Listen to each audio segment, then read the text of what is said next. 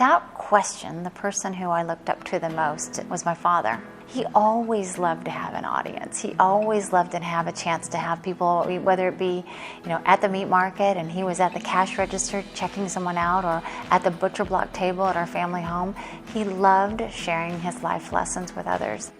I wrote Lunchmeat Life Lessons for my boys, Chase and Nick. I never expected it to go outside of my family. I never expected for anyone else to be interested in reading it or putting the wisdom to work. But that's exactly what's happening. I mean, there are people all over the world putting his wisdom to work. He's inspiring people he never met. I didn't really choose a career in the people business. I think it chose me. When you're born number 9 of 10 children, you are in the people business from the moment you're born. Here I was, a college graduate. I was 22 years old and full of myself, and I was going to have a corporate career. And here my dad was a butcher by trade with an 8th grade education, and I didn't think there was anything that he could really share with me about how to succeed in the staffing industry. And he sat me down at the butcher block table and reminded me that we're all in the people business. And that's what all of you are in, aren't you? When you look at what you're creating with the work you do and the power you can have by the connections you make with the people around you, that's exactly what we're going to share today, is how to succeed in the people business. If you don't find meaningful ways to make connections with the people around you, one person at a time, you won't be successful. My dad used to say, when you get all caught up in yourself, you make a damn small package. And I think the more you can get out of your own way and think about, how do I connect? How do I make sure I come across as a person with an attitude of gratitude, that I show appreciation?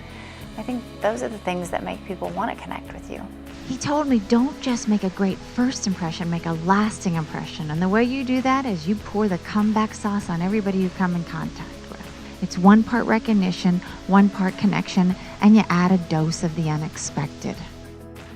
A lot of times I'll get phone calls from companies and they'll say, please talk to our employees. We've lost our way. And I welcome that challenge, because I know every time I speak to an organization that people will walk away thinking, I do need to think about the impact of the connections I make with the people around me, the accountability I take, and the service attitude, the attitude of gratitude that I think is so important. And part of it was by putting the wisdom to work that I share in my book, and part of it is just changing my perspective. And I think that's what really happens after I'm done speaking, is people get back on track. They find their way again, and they're reminded about the way they want to go about living their life every day, not just at work, but at home too.